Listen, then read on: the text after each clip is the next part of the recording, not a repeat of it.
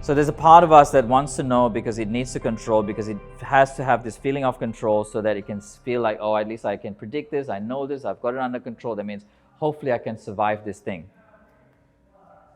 But growth doesn't happen there. And in nature,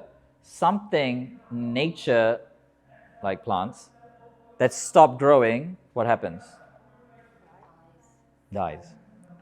If you look around, a lot of people look like they're alive, but they've died a long time ago.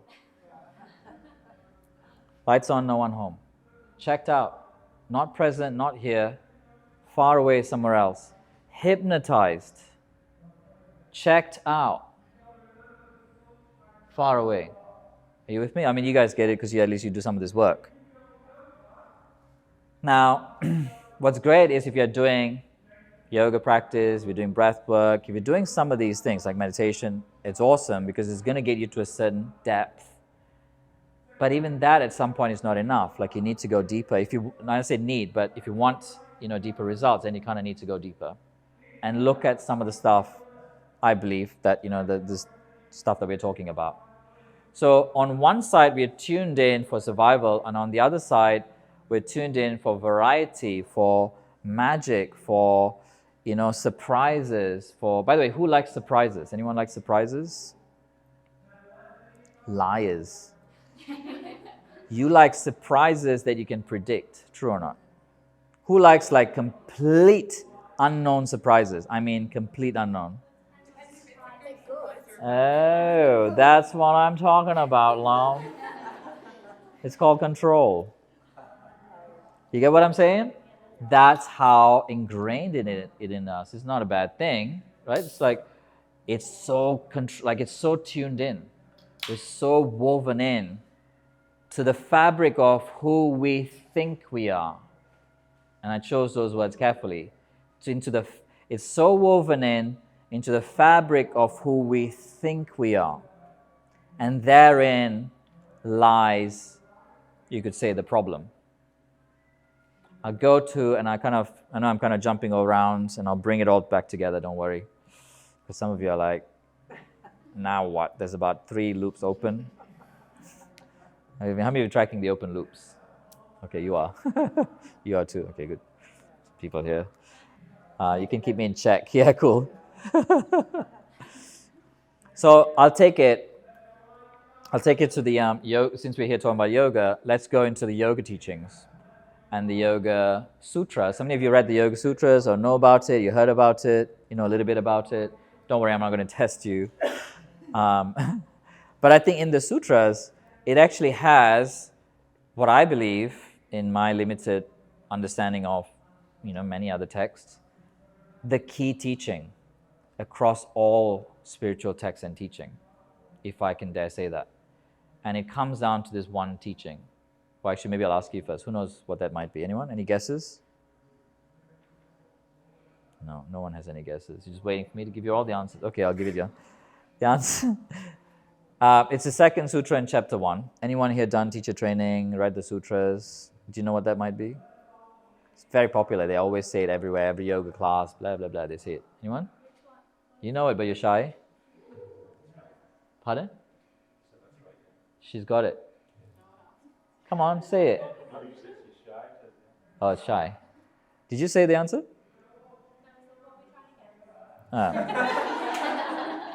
The core teaching, the one sutra, which says in a lot of the translations of the sutras, the Yoga Sutras, which means the yoga text, the yoga scripture. Sutra means thread, where the teaching in Sanskrit is kind of compacted so that you can unpack it, you can translate it, and apply it into your life.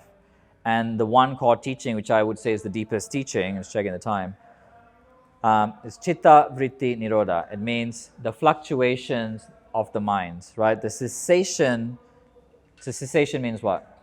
To cease, to stop. The cessation of the fluctuation of the mind. Because how many of you, I certainly notice my mind has this like up and down nature, like, like a freaking roller coaster. How many of you get up in the morning and all through the day, it's like up, down, in, out, up, down. Just 2 people are telling the truth. Everyone else lies about other shit too. Anyone else? Your mind does that to you? Come on, what's happening with your arms? I know you just had lunch. Okay, good. Thank you for your participation.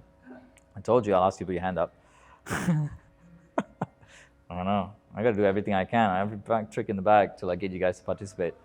Chitta vritti nirodha, the fluctuations of the mind, the cessations of the fluctuations of the mind. Now, a lot of times, it could be interpreted to stop thinking, like the misconception of what is meditation. How many of you believe that meditation is about stopping thinking? How many of you tried to sit there and stop thinking? How many of you did that successfully? You've managed to? You tried to? You've managed to stop thinking? I want to learn from you. Can you teach me? Only a moment. Yeah, because if you have a mind, what is it going to do? It's going to keep thinking, right? It's going to run away. It's going to keep thinking. And that's its job. It is a thinking machine. It is a pattern recognition, meaning making, story making machine. Because it looks at this thing called life with infinite amount of stimulation. It takes all this information and it's got to process it somehow and make sense and filter it down to the stuff that you need to pay attention to. Right? Would you agree? Right? The stuff that we need to pay attention to. But most of the time, if we're not aware, if we're not paying attention, we're paying attention for what to look out for. What's the danger here? What do I need to be afraid of? How do I need to protect myself? How do I need to stay in control? What do I need to do to survive? Rather than, that's one possibility in the infinite possibility of each moment, rather than all the other possibilities that's available to us. Are you with me so far? So the cessations of the fluctuations of the mind is not to stop thinking, because the thinking machine is going to do its job, it's going to keep thinking. Meditation is about becoming aware of thought and thinking. The problem is not that thought and thinking happens. The root cause of our suffering, and by the way, this is my addition to it, the root cause of our suffering as human being, I'm about to give you the key here. Are you ready? How many of you are ready? 3 people. Shows your hand, love. All right. I'm about to give you the key, and you're kind of like, oh, whatever. Yeah, human suffering. I want to see some excitement. Yeah, there we go. How many of you are ready? I'm about to give you the key, right? I'm about to give you the key to the root of human suffering. The root cause of our suffering as human being is not that we have thoughts or thinking is happening, is with our identification with thought and thinking. I'll say it again. The root cause of our suffering is not that we have thoughts or there's this thinking machine doing thinking. It's our identification with the thought and thinking. Are you with me? I know sometimes I say things and your mind goes off and you're like far away. Yeah, are you still with? I know I keep asking this, but I'm asking because I want you to, because there's a part of you that will just run away with this, by the way. That's why I keep asking the question. Identification means what? What does it mean? Attachment. Don't look so worried. This is going to break you from suffering. Don't worry. Don't worry. Anyone else? Pardon? How it affects you, but also more than that, right? What is identification? You become it. It is who you are. It is your identity. So let's get this clear. The identity, your identity, who you are, is the content of the thought. That is the root cause of our suffering as human beings? Really? Okay, let's check this out. By the way, is this interesting? Yes. Okay, cool. Just checking, because I don't want to bore you. I know some of you are like, oh. Someone did that in my class too. She's not here today. Oh, she's upstairs. She's like, sorry, I was on a big night. This was a birthday last night. Identification with thought and thinking. So, what kind of thoughts do we have that we identify with that is causing us so much suffering?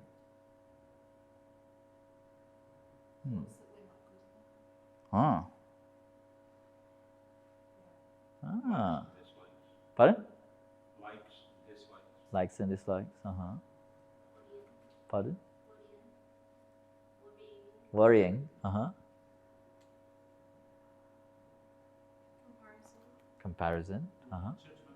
Judgment. So if you break it down to the most, like the deeper, more fundamental, I won't say basic, but fundamental level of the mind, and this is some of the deeper work. So even though I'm known as like a yoga teacher and I train yoga teachers, a lot of the work that I do is actually deeper transformational work. Right? Yoga is just one part of it. Yoga is just one of the doorways in for transformation, for people to wake up, really. So a lot of the work I do, I call awaken. So it's to awaken to something within you. I'll come to that in a minute. But it also has, it relates to what I'm talking about with thought and identification with thought. So some of the thoughts that repeat consistently, by the way, they're just like videoing me. So like these are my, in case you're wondering, what the fuck are these cameras doing here? These are my guys, I say, look, I don't know what's going to come out. Can you please come and video it? Because every time the stuff comes out, I'm like, I don't know what I said in that talk. I need help. Did you take notes? They're like, no. I'm like, shit, okay. Can we just video it, please? So hopefully I can put some stuff on social media. I don't know. If anyone follow me on social media? No one. Okay, shit. Okay. Don't worry about the videos. Huh? You just found me yesterday? Okay. That's some of this stuff on social, just because it's just to help people. So let's talk about this. Some of the more fundamental thoughts that shape who we are as a person, or who we think we are as a person. Most of the time, in some of the deeper work I do is called I call it the story work. And the story work is about the core story that we are running. Just call it story so it's easier for us to understand. A lot of times it's formed in our earlier years, right? In our more formative, like a year where we're shaped in our earlier years. And our relationship to, our external world. And based on the information that we have, this pattern recognition machine, this meaning-making, story-making machine looks at the information that it has and it goes, oh, okay, so based on this information, it must mean this about me or about life. Can you see how fundamental it is on how it shapes us as human beings? By the way, is this too deep? Is this okay? Are we good with this? Some of you are like, you okay? A thumbs up if you're still alive. Okay, good. Just check in. Sometimes people are side. Boring. Yeah. So it shapes quite early on, and at a certain point, somewhere, we come in full, open-hearted, innocent, to close. Something happens or didn't happen enough of. Something was said or not said enough of. Something was done or not done enough of. So as a result of the information that we have, based on the patterns that we can see and recognize, we go, based on this information, it must mean this about me or about life. And I'll give you some secrets, maybe hopefully not so much secrets now. This is how powerful we are as human beings. Whatever you believe becomes true. Whatever we believe becomes true. You don't have to believe me, just go test it out for yourself. By the way, any of this stuff I'm talking about, go check it out for yourself. This is how powerful we are as human beings. Whatever we believe becomes true. The moment you believe it, it manifests. Manifest is like a key word today. Everyone's like, I want to learn about manifesting. I'm teaching you about it. We are manifesting all the time. We create our worlds with our thoughts. Look around this room. There's nothing here that didn't come from someone's thought. We're living in someone's imagination right now. Someone had to imagine this room and all the things that are in this room, and then creating it and then buying it and putting it together. Does that make sense? So much, and this is just objects, but like the intangible as well. Our worlds, our external world is a reflection of our internal world. What we choose to believe becomes true. What we choose to focus on consistently, we bring to reality. We make real. We make manifest. Are you with me still? Just checking. Yeah? So, okay. The root cause of our suffering is our identification with thought and thinking. There's some fundamental thoughts that we're repeating so much, that's so much so that we're not even aware of it anymore. In other words, we are unaware. We are checked out. And then we do some more because it's difficult to sit with those emotions, we do stuff to run away, to hide away, we create some drama, we numb out, we do all sorts of stuff. We have all sorts of strategies to not deal with it.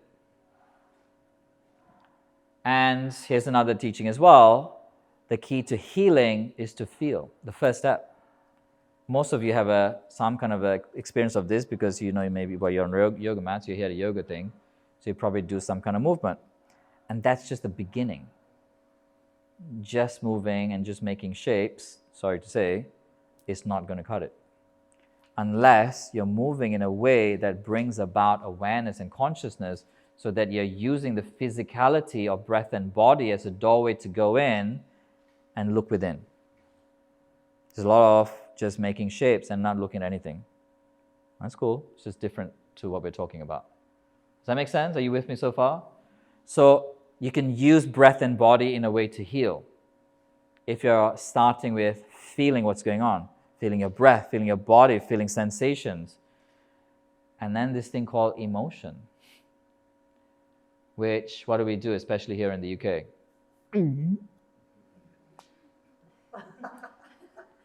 Tip upper lip. All right, what feelings? I don't feel anything.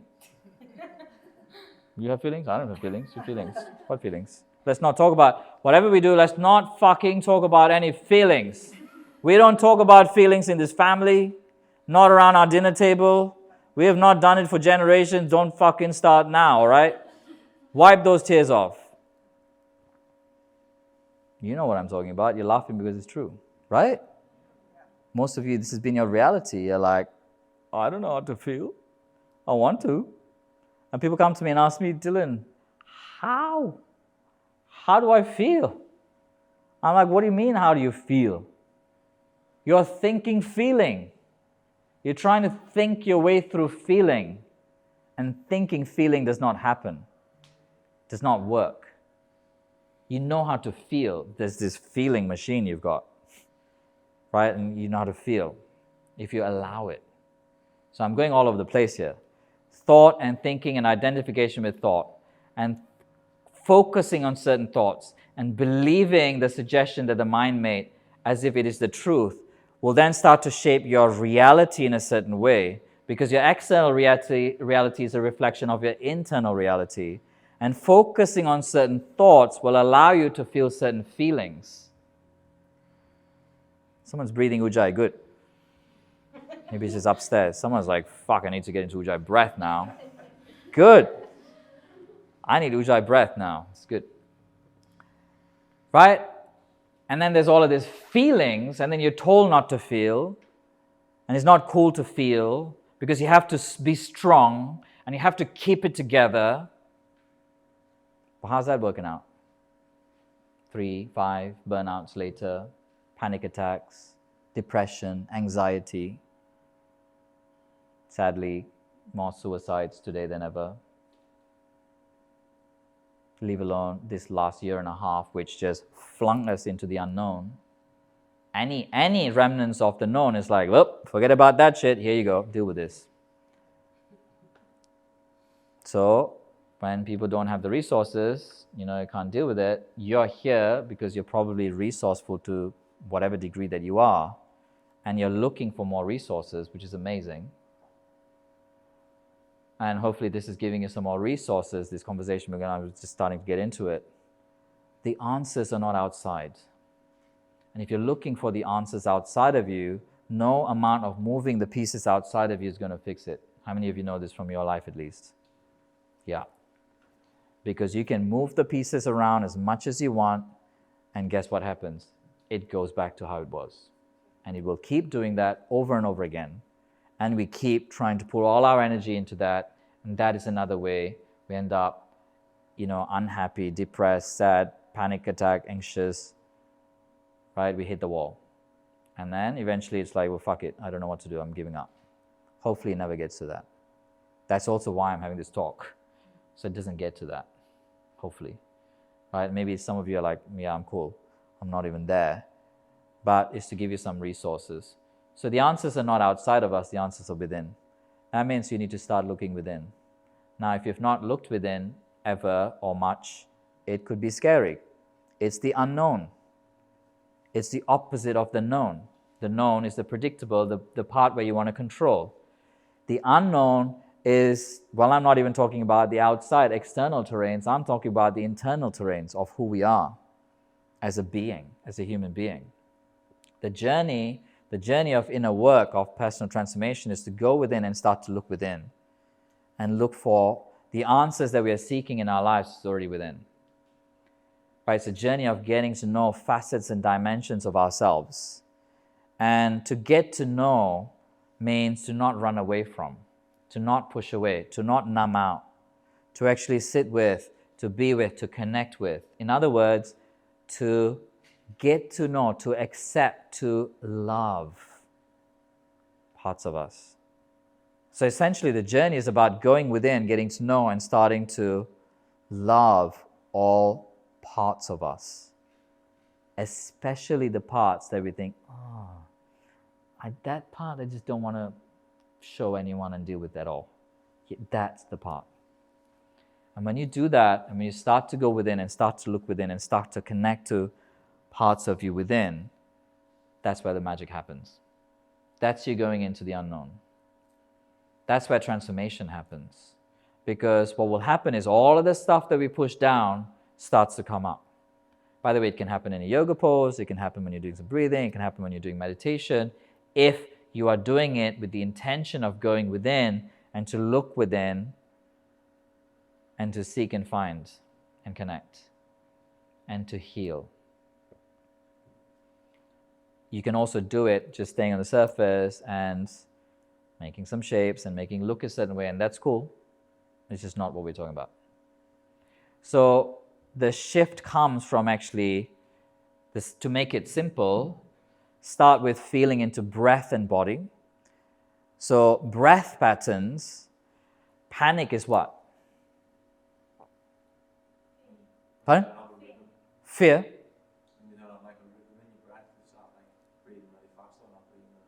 Yeah. Panic, to me, is a breath pattern. Anxious is a breath pattern. I have people that come to my courses, and that's the last time in their life they have a panic attack. How's Chantal? She's been around me for a few years. She's been on team. Not once, many times. Last panic attack. Why? Because I have a magic wand. Ding. I teach them how to breathe. I teach them how to shift their breath pattern from short, sharp, panic breath. I don't know why I'm so panicked, Dylan. Well, fucking breathe, mate. Put your hands on your ribs. Take a breath. Oh my God. I'm feeling more relaxed. I haven't felt this for 20 years. I'm like, keep breathing, bro. I'm like, everything seems much more calm. Like, yeah. Because you're not panting like a fucking dog, that's why. Not panting. But we know all of this. It's nothing new. You know it. Right? You're laughing because you know it already. Right? But yet knowing and applying it are two different things. Knowing it and living it are two different things. You already know a lot of this stuff. So connection with breath, deep breathing to make it more tangible, connecting with body, sensations in the body, connecting with emotion, emotion, as in energy. Emotion is energy that wants to be in motion. We just don't want it to be in motion. Wants to push it down and shove it down. No, it's to let it, to feel it. Because this moment you feel this, next moment you feel the next thing, next moment you feel the next thing. So it just you become a channel. Like life can move through you unresisted. Life can express through you unresisted. If we go back to the thought and thinking, if you are not, okay, so the identification with thought. So there's thought happening, you identify with it. So if you're not the thought, well then what's the next question? Why? Yeah. If you're not your thoughts, who are you? I hope you enjoyed that. Remember to leave me a comment below or any questions you may have about the topic covered. And if you haven't done so yet, hit subscribe and the bell icon so you'll be the first to know when I upload my next video. Also, if you know someone who may benefit from this video, please hit share and share it with them. Lastly, I commend you for your commitment to growth and personal transformation. Here's to your epic awakened life. See you in my next video.